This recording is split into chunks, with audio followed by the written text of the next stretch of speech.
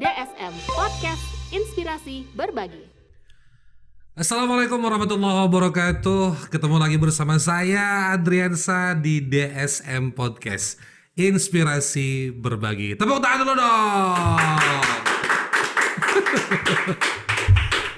Well, setelah sekian lama saya tidak hadir di sini karena memang kesibukan, dan bukan kesibukan sih, lebih ke sok sibuk aja ya. Jadi agak susah diundang. Tapi yang jelas pada hari ini ada sesuatu yang spesial yang akan kita hadirkan di DSM Podcast, yang tentunya akan memberikan dan juga mendatangkan orang-orang yang memberikan inspirasi untuk Anda semua. Kita akan belajar bagaimana perjuangan seseorang from zero to hero sampai mereka ada di posisi puncak dan bisa dibilang menjadi suatu kebanggaan untuk keluarga mereka. Dan mudah-mudahan apa yang mereka sampaikan atau mungkin narasumber sampaikan pada hari ini bisa menjadi inspirasi untuk kita dan bisa menjadi kita belajar dari pengalaman mereka supaya kita juga bisa bertumbuh bersama-sama lebih baik lagi. Oke? Dan tentunya pada pagi hari ini kita akan menghadirkan narasumber yang banyak orang udah tahu, dan tentunya dia juga udah terkenal di mana-mana, punya toko herbal ya. Kita akan berikan tepuk tangan ini dari Pak Eko. Selamat pagi dan juga selamat datang Pak Eko. Nunggu berapa lama Pak? Nunggunya berapa lama tadi di sini? 20 menit ya. Oh, 20 menit. Masih standar lah. Oh gitu. Tadi saya 20 menit masih make upan kayaknya. Masya Allah. Oke, Pak Eko tadi katanya bilang mau datang sama istri. Saya nungguin kehadiran pasangan suami istri sukses hari ini. Masya Allah. Istri kemana Pak? Kok nggak diajak? Iya, qadarullah ya, ada sedikit ini jadwalnya nggak matching. Jadi anak ini jemputnya. Terus tadi kebetulan lagi hamil ya. Jadi kebetulan hamilnya baru hari ini Pak? Iya, posisinya lagi hamil, terus kurang fit lah untuk ini. Jadi akhirnya nggak ada jadi datang. Ya. Oke. Atau mungkin sudah dikasih kisi-kisi sama si Mas Wandi gitu. Ini bakal ada tangis-tangisan hari ini Pak. Oh enggak tahu. Saya tahunya baru di ruangan ini. Oh gitu. Oke, Pak Eko ini kan banyak orang yang sudah tahu bahwa Pak Eko seorang pengusaha herbal. Tapi saya yakin sebelum menjadi pengusaha saat ini saya pengen dengar cerita dari Pak Eko sebelum Pak Eko jadi pengusaha sampai sekarang. Itu sudah berapa banyak usaha yang sudah Pak Eko jalankan sampai akhirnya nemu di sini nih tongkat Musa saya gitu ya. Berat bacaannya kayak Pak ya. Oke, gimana Pak? Iya, awalnya saya masuk Bali itu 2006 ya. Itu langsung masuk di Hidayatullah. Jadi saya ngawalinya ya boleh dibilang karyawan sama kayak teman-teman DSM gitu ya. Jadi kita amilin lah. Saya amilin. Oke. Luar biasa. 2006 baru masuk Bali. Iya. Pak Eko asli mana? Lamongan, Jawa Lamongan. Timur. Ya. Oh, berarti ke Bali. Tapi ke Bali sudah posisi menikah? Belum. Masih bujang. Ya. Oke. Terus ada dari pondok langsung ke Bali. Kenapa harus ke Bali Pak? Kakak yang minta. Oh, diminta kakak. Ya. Kalau nggak diminta kakak nggak ke Bali. Nggak ke Bali. Tapi Pak Eko melihat peluang nggak sih di Bali saat itu? Enggak, ngalir aja. Justru saya datang itu boleh dibilang belas kasihan ya. Saya ketika diantar kakak saya. Belas kasihan. Iya, diantar kakak saya ke Hidayatullah itu. Saya bertemu Ustaz Abdullah, langsung ditanya dari mana, awakmu nak kene le gitu. Gitu. Jadi ya udah, saya cuma bawa pakaian SMA sama sarung sama itu, ya sudah sana.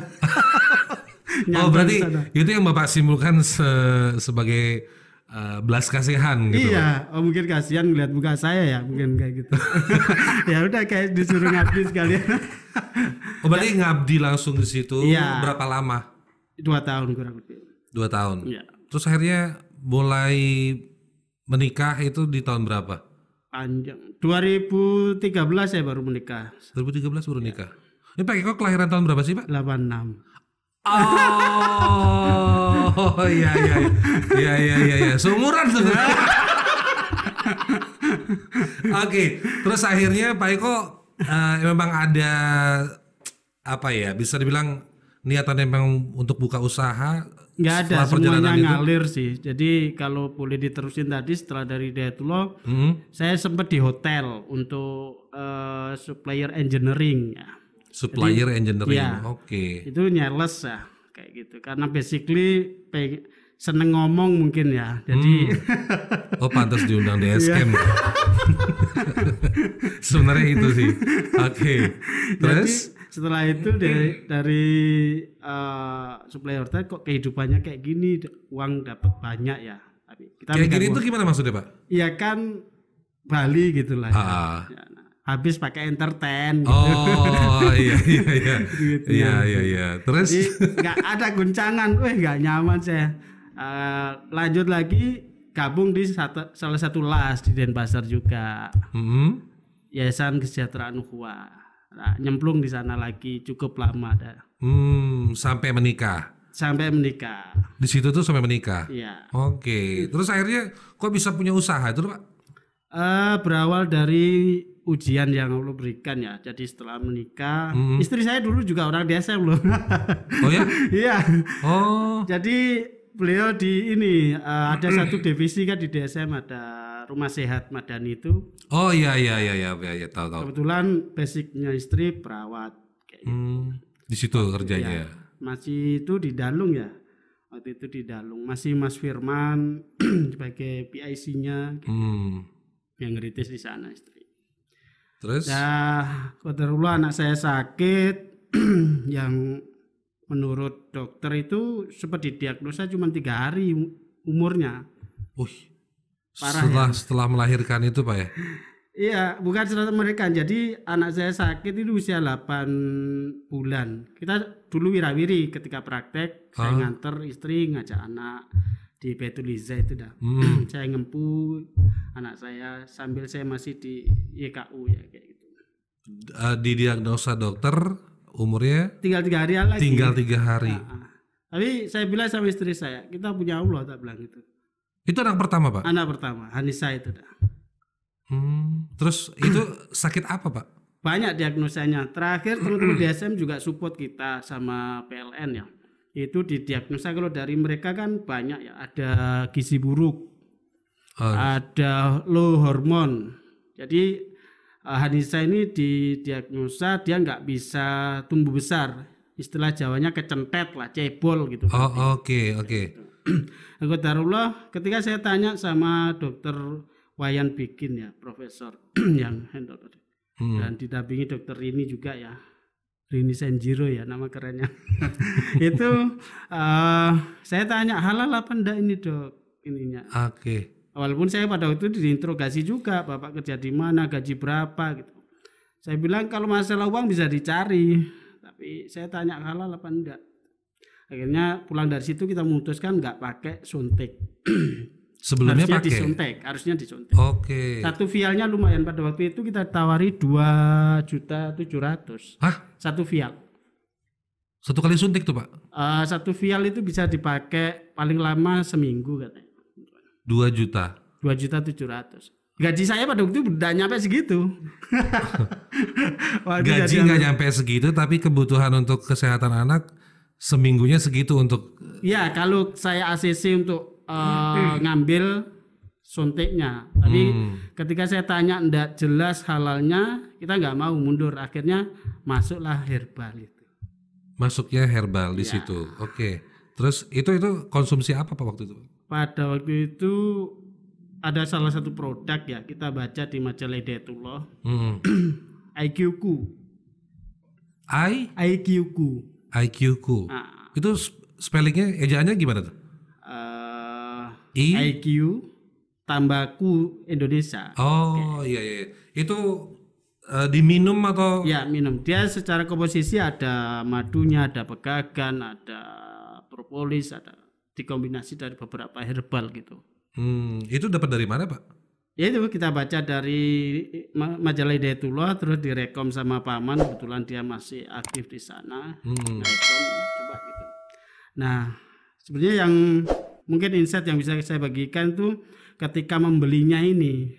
Kenapa itu? Karena kita pada waktu itu udah memutuskan resign bareng. Pengangguran nggak ada. Oke, nggak ada income lagi Pak. Nggak ya? ada income Income lagi. Oke. Income-nya itu ya dari tahun orang-orang yang jenguk ini. Oke. Itu berapa lama proses si Anissa sampai bisa sembuh lagi gitu loh Pak?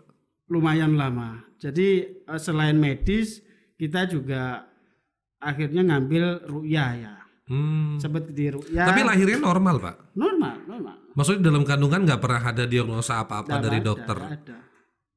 Tapi begitu lahir umur 8 bulan? Iya, berawal dari panas, terus dehidrasi, terus. Dan dia setiap jam 12 malam tuh nangis. Ini yang kita ngambil jalan ruqyah itu. Selama 8 bulan itu? Enggak, di atas umur 8 bulan. Oh, selalu nangis di atas jam 12? Ya. Ketika kita sholat gantian, saya sholat diem, istri gendong. Istri sholat dia diem. Dan kita makanya memutuskan resign bareng itu gitu. Kita nggak buat mau giliran ngajak iya, ya. Nggak mau ngerepotin orang tua, nggak mau ini kayak gitu. Ya tapi waktu itu resign anak sedang sakit kan seharusnya ada secara logika kan mikirnya untuk kebutuhan hidup bagaimana kan gitu Pak? Iya ngalir aja, minallah wes pokoknya yakin. Masya Allah. Tahu dong. Ini kondisi lagi terjepit anak sakit, mau minta tolong sama siapa lagi gitu.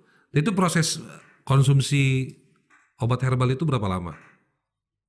Lumayan sampai setahunan lebih. Selain herbal kita juga pasca pulang paksa ya, karena di Sangla itu kita pulang paksa jatuhnya. Setelah diagnosa dia 3 minggu di ICU. Nah kita memutuskan surat pulang paksa karena keadaan kan. Nah, walaupun ada backupnya nih donatur banyak, salah satunya DSM dulu. Luar biasa emang DSM Pak. DSM emang luar biasa banget Pak. Itu berapa lama di rumah sakit Pak? 3 minggu. 3 minggu itu. Dan normal itu, nggak pakai BPJS, nggak pakai, karena saya masih KTP Jawa. Iya.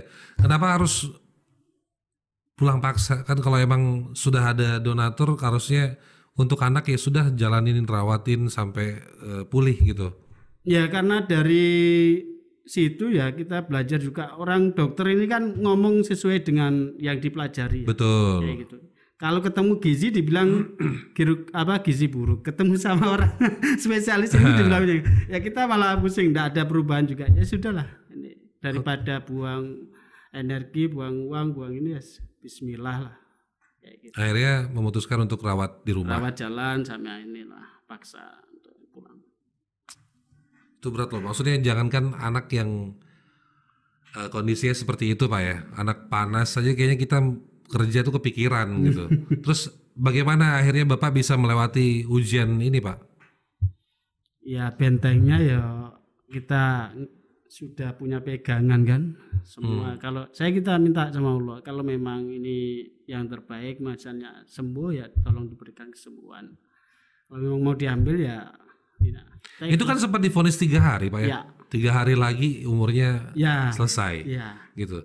Nah begitu melewati masa 3 hari itu apakah masih ada tanda tanya ya Allah, apakah ini harus hari keempat lagi, harus hari kelima lagi atau gimana Pak? Ya saya sempat karena itu tadi ya, dokter itu saya cari, dokter mana yang bilang gitu. Saya keselnya gitu sama mana dokternya saya cari. Emosi. Gak ketemu deh. Jadi tapi nggak ketemu sama dokter yang memvonis itu. Sampai sekarang ya gak ketemu. Kalau ketemu mungkin beda lah. Terus Bapak taunya vonis itu dari siapa? Dia bilang ke istri saya. Pada waktu itu kan ngantri ya, kita nggak dapat kamar selama 3 hari. Dan di ruangan itu tiap jam itu ada yang meninggal. Jadi kayak horor gitu Pak. Kita di lorong loh ngantrinya tuh. Nungguin 3 hari itu nggak dapat kamar. Iya. Tapi ditangani. Tangani. Oke. Cuman kan memang full kondisinya.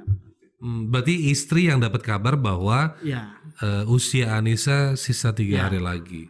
Tapi istri nggak pernah tanya, bapak nggak pernah tanya ke istri siapa dokter yang ngomong seperti itu? Sudah saya tanya, dia nggak jawab sampai.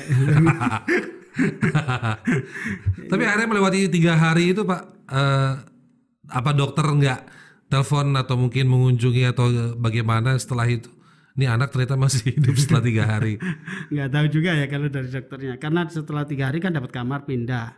Dia steril kan, di kamar yang steril. Dan hanya ibunya aja yang boleh. Jadi kita di belakang itu kayak ada ruangan yang khusus penunggu itu kan. Kalau ada apa-apa anaknya telepon ya. Itu kalau kayak gitu sampai si Anissa pulih itu apa ada trik khusus atau mungkin konsumsi khusus selain ruqyah itu Pak? Ya, dari kita diagnosanya itu mengarah dari ruqyah itu ada, ya mohon maaf ya teman-teman yang non muslim tuh ada yang nungguin di kontrakan itu tapi tidak nempel di anak saya itu non medis. Ada yang nungguin tapi nggak nempel sama Nisanya. Iya, jadi dia kayak ketakutan ngelihat orang, kalau bukan saya sama ibunya itu udah takut.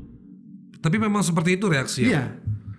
Maksudnya kalau dikunjungin sama teman mungkin datang ke rumah. Bahkan murabinya istri datang itu ya takut. Enggak ini. Nangis? Enggak nangis tapi menyembunyikan lah. Dia nggak mau lihat. Berapa lama itu Pak? Itu nggak lama ya, setelah kita tahu itu langsung kita diarahkan untuk pindah kan. Pindah kontrakan. Oke. Saya nyari keliling, Qadarullah nggak jauh dari situ kita dapat. Nah, untuk ngontrak ini juga unik ya. Karena kita pengangguran. Iya benar. Secara logika ya emang harusnya ada duit untuk pindah. Iya, ada duit dan ada pada waktu itu cuman 800.000 sisanya dari amplop orang-orang itu. Ya setelah itu saya beranikan diri ngajak istri ngelihat kontrakan, walaupun toko 3x7 meter ya, tapi dari ngekos 3x3 itu kan ada penambahan. Tambah 4 meter lagi ya Pak ya. Nah itu saya telepon tuan rumah ketika istri udah klik ya, ya kita bismillah di sini gitu kan. Saya bilang sama tuan rumah saya, Pak Gono itu sama Buati Guru Muhammadiyah, Pak, saya mau ngontrak di sini, tapi saya cuma punya uang 800.000, bisa enggak gitu? Sebentar Mas ya, saya ngomong sama istri harusnya saya. Berapa Pak? Ya? Harusnya berapa? Pada waktu itu dikasih berapa ya? 12 kayaknya. 12 juta. 12 juta setahun. Apa 10 juta atau gitu. Cuman punya duit 800.000. Nekat lah. Itu kalau 12 juta setahun berarti kan setahun sebulan 1 juta ya kan. Itu yang sebulan aja nggak cukup ya, itu. Sebulan minus 200 ya. Oke, terus akhirnya setelah itu 5 menit kemudian ditelepon beneran. Iya Mas, boleh kata istri saya gitu. Boleh gitu. Ya sudah. Saya antar Pak sore ini sama saya istri saya gitu kan. Oh ya. Ketika ngelihat anak saya, mungkin dia semakin iba. Oke, Pak, sebelum lanjut, itu kiosnya di mana? Kita tinggalin. Kiosnya di mana? Oh, di dekat. Yang harga masih segitu sampai sekarang. Di Resi Muka. Sekarang ya, kali-kali udah direnov. Ya kan? Kali-kali kita bisa mampir ke sana. Terus sekarang kondisinya masih kosong gitu. Akhirnya Bapak pindah. Alhamdulillah pindah. Dia lihat Anissa itu pada waktu itu kan udah 2 tahun lebih ya, tapi berat badannya cuma 5 kilo. Jauh banget dari standar itu Pak. Makanya. Kurus banget ya. Makanya agak salah juga dibilang gizi buruk ya. Jadi perhimpunan orang-orang dari basically pendidikan istri saya pada datang tuh. Yang para medis tuh, ada perawat, teman-teman medisnya datang semua. Iya, ada yang sampai kita mau dikasih donor ASI. Pada waktu itu memang ASI, masih ASI. Nggak ada masalah dengan ASI ya? Iya, ada yang bilang ASI istri saya kurang berkualitas karena stres dan lain sebagainya. Ada yang siap donor ASI pada waktu itu. Ya, akhirnya pindah lah. Singkat cerita di ACC pindah. Alhamdulillah saya dikasih pindah itu nanti sebulan lagi saya bayar Pak. Saya pede jawab gitu. Nggak tahu pulangnya mikir. Istri saya tanya, uang dari mana Bi gitu. Dari Allah tak bilang gitu. Masya Allah. Oke, terus Otak marketing saya jalan. Siapa ini Bang segitu? Kayaknya nyeles aja nih paling potensi nih gitu. Ya, cara Karena cepat mendatangkan pernah uang. nyeles di hotel kan. Ya. Hotel aja gua tembus bisa ratusan juta, nggak gini nggak bisa gitu. Oke. Tapi tak ini nggak. Percaya dirinya gitu ya, Ya. Pak ya. Terus Saya akhirnya nyeles beneran. Sekolah-sekolah saya datangi. Dari nyeles apa, Pak? Maprapot, tas. Oke. Termasuk DSM ini order tas itu. Allah yang gerakin ini paling Betul. gitu. Jadi ada di sekolah-sekolah itu kita main di inventarisnya ya. Kayak kebutuhan rapot, tas, kaos kaki, ikat pinggang, tas. Itu Bapak siapin semua. Ya kita nggak punya ini, cuman ada kenalan ya produsen lah, nekat, Pak kirim sampel. Waktu itu kan belum WhatsApp ya, masih BBM ya. Iya. Masih bisa foto. Masih bisa foto mendingnya, masih bisa foto. Nah dikasih sampel, saya keliling door to door ke sekolah-sekolah. Alhamdulillah Allah bukakan jalan. Ada Khalifah Nusantara order, RA Kuba. UBA itu yang paling support, orderannya banyak. Dari TK sampai ini ngorder semua sampai yayasan. Jadi Bapak modal bawa sampel aja berarti ya? Sampel aja. Tapi kalau ada kebutuhan lain yang di sekolah Bapak akan siapin selama masih bisa memungkinkan untuk disiapkan. Pokoknya sekolah butuh apa saya bilang siap, ada gitu aja dulu. Oh iya betul. Pada waktu itu kalau kepala sekolahnya sekolahnya butuh kepala sekolah Bapak siap juga. Tapi akhirnya dari sana pintu rezeki kebuka. Dan qadarullah waktu sebulan itu tercover dan bisa bayar pas senilai itu. Keuntungannya. Senilai berapa Pak? 9.200.000. Wush. Dan ada kelebihan pakai sehari-hari lah bayar ini. Nah, kayak gitu. Oke. Jadi saya bisa mikir lagi nih. Di sekolah ini kayaknya nggak bisa settle ini nanti. Harus ada yang dimakan sehari-hari kayak gitu. Sedangkan anak Anissa ini selain itu kita konsul ke dokter itu harus pakai 2 susu. Pediasure sama Morinaga Platinum Cilkit. Lumayan. 2,5 juta. Lumayan itu Pak. Lumayan harganya itu Pak ya. Oke. Ya. Terus akhirnya Ini berkelanjutan di sekolah-sekolah itu. iya, sekolah tetap lanjut, tapi saya mikir, kayaknya herbal oke nih. Kok bisa baca peluang herbal? Apa karena kejadian Anissa? Ya alhamdulillah, qadarullah sembuhnya Anissa dari produk herbal, akhirnya Belum kepikiran sembuh jualan. pada waktu itu malah. Oh belum sembuh. Belum sembuh. Dia harus bisa jalan nggak bisa, ngomong belum bisa pada waktu itu. Sedangkan umur sama ini nggak matching istilah orang. Secara umur sama progresnya badan, dia harusnya sudah bisa. Matching. Oke. Nah, Terus akhirnya kita sambil produk itu kan. Nah, saya daftar ke agenan itu. Tadi kan belum tak sampein tuh. Uang dari mana? Oh iya betul. Itu perkumpulan dari angpo yang kita terima. Dan salah satu yang terbesar itu support dari Allah yarham ya, almarhum Pak Yuda. Masya Allah. Mudah-mudahan. Itu salah satu murabinya istri ya. Hmm. Umumnya orang itu kan ngasih paling kopek berapa gitu. Ya. Ini di luar keumuman. Dibisikin aja Pak. Iya, sampai jutaan. Oke. Jadi kita bisa ini dah bismillah pakai daftar agen dah.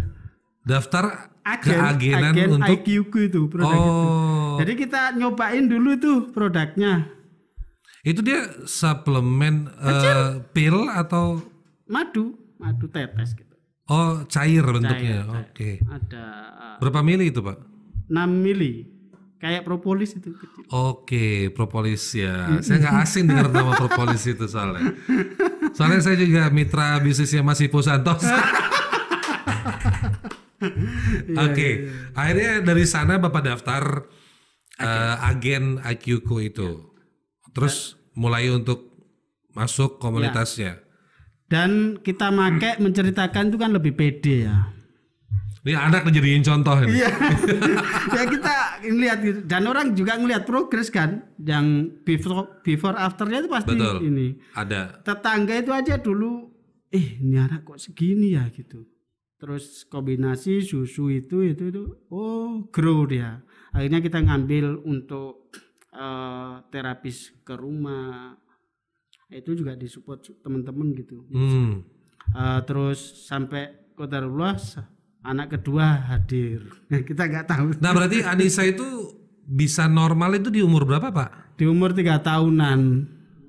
3 tahun sudah selayaknya anak biasa. 3 tahun lebih lah ya. Itu baru jalan. 3 tahun Pak? Ya.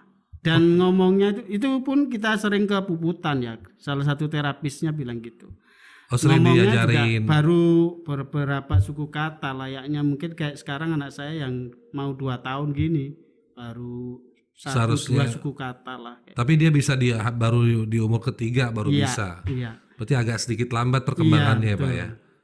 Terus akhirnya ceritanya Bapak akhirnya bisa masuk ke herbal itu dari situ Iya, awalnya. dari situ. Selain itu juga pertolongan datang lagi, ada salah satu teman sales.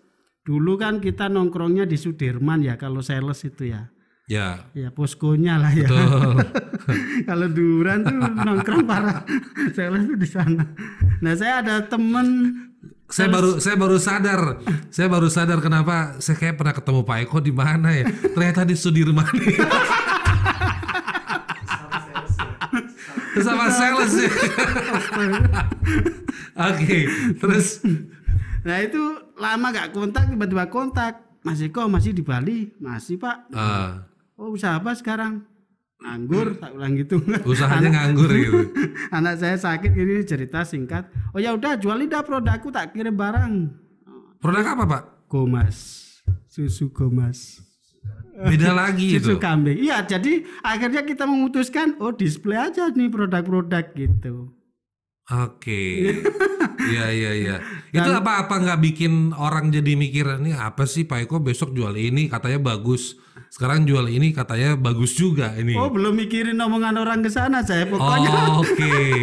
Pokoknya jualan aja dulu. Iya. Sehari-hari ada, beli susu ada gitu ya. Karena susunya gak lumayan juga kan gitu. Yang penting cuan gitu. Iya, ya sekarang bilang yang penting cuan. Dulu belum kenal palu gada juga ya. Berarti sekarang fokus Pak Eko itu emang di herbal. Iya. Berarti semua jenis produk yang berbau herbal tuh Pak Eko tampung. Iya, betul. Oke. Itu tidak menyalahi aturan tuh Pak? Enggak, kita sudah resmi ada izinnya jadi PD. Saya juga di asosiasi ini. Oh, jadi aman di situ ya. Aman. Mau nyetok apa aja aman. Ini nasional ini. Oke. Dan di Bali baru saya nih untuk DPW-nya. Ini kalau boleh tahu, tepuk tangan. Itu sekarang tokonya di mana Pak? Yang utama di Resi Muka, Munang Maning nomor 15. Sebelah mana sih Pak? Saya sering ke Resi Muka soalnya. Kiri jalan, sebelum Baitul Makmur. Oh, yang Majang Kurma itu Pak. Betul. Oh, iya benar. Sekarang rumah sahib saya juga di sana. Oh, masa. Mungkin ya ada teman dari Kuku tinggal di situ. Sebelah counter teman saya juga sebelah masjid persis. Si siapa? Mansur. Nah, di situ juga. Oh, berarti di sana toko yang Bapak bangun. Ya, itu yang toko utamanya. Kita juga alhamdulillah ada di Klungkung. Di Klungkung di mana? Di Kusamba. Di kampungnya. Iya. Apa namanya? Sama. Sama, kita seragamkan sekarang. Namanya siapa? Apa? Herbal? Anissa Herbal Store. Anissa Herbal Store. Kalau dulu orang kenalnya ya Anissa Store gitu. Karena ya itu masih palu gada kan dulu. Oh, dulu Anissa Store itu jual semuanya Pak? Iya, ada jilbab panah, ada apa. Jilbab herbal. Jadi saya etalase aja dikasih loh sama orang itu dulu tuh. Dikasih? Iya. Sama distributor Keke Putanti. Masih ada sampai sekarang. Saya ini kan sebagai kenang-kenangan. Iya. Oh, berarti awalnya itu namanya Anissa Store itu memang menjual semua macam-macam celana sunat kita jual, apa kita jual celana sunat. Iya. menjanjikan loh itu. Iya. Oke, terus sampai saya dengar istri Pak Eko juga pernah bikin produk jilbab sendiri. Ya. Itu di Anissa Store itu juga. Iya, Anissa Store. Kita ada branding dulu namanya Aisyah Hijab. Aisyah Hijab. Iya. Fokus ke hijab yang seperti apa, Pak? Yang syar'i ya. Oh iya. Tidak kena ke target marketnya, akhirnya tutup besok. Ada mungkin belum nyariin aja.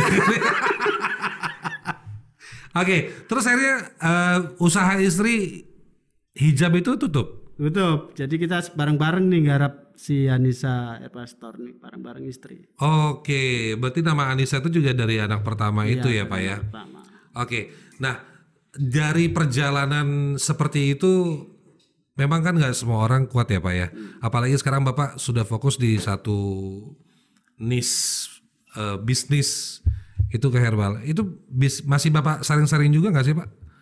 Maksudnya ngelihat produk A, produk B itu lebih ngelihat kebermanfaatan produk itu atau lebih ke cuannya atau gimana? Jadi sekarang kita juga dulu pengennya kan menebar manfaat lewat herbal ya, salah satunya. Kalau cita-cita kita ya pengennya jadikan kayak macam K24.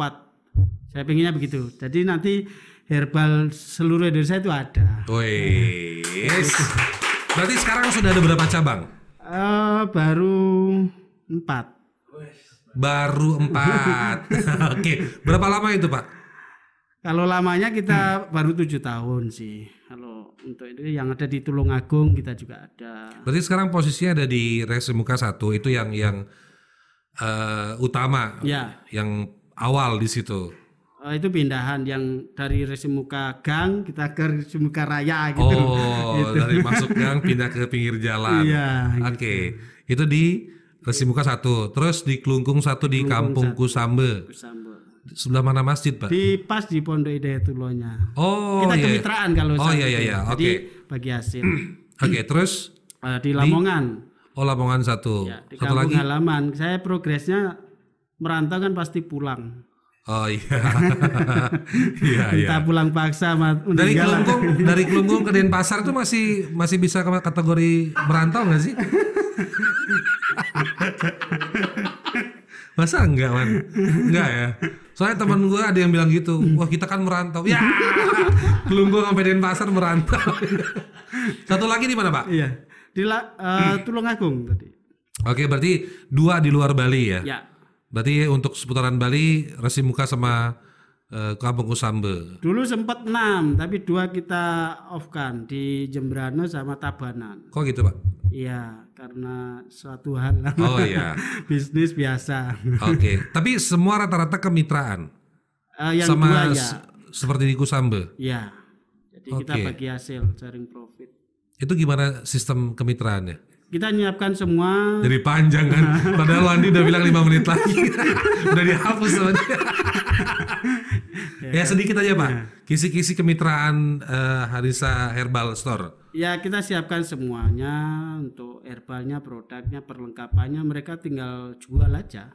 Nanti bagi hasil. Gitu. Terus tempatnya dari? Ya kita juga ini kan. Oh Bapak juga yang cariin. Tapi kalau itu kan di pondok jadi enak, agak ringan nggak bayar. Oh iya, aman.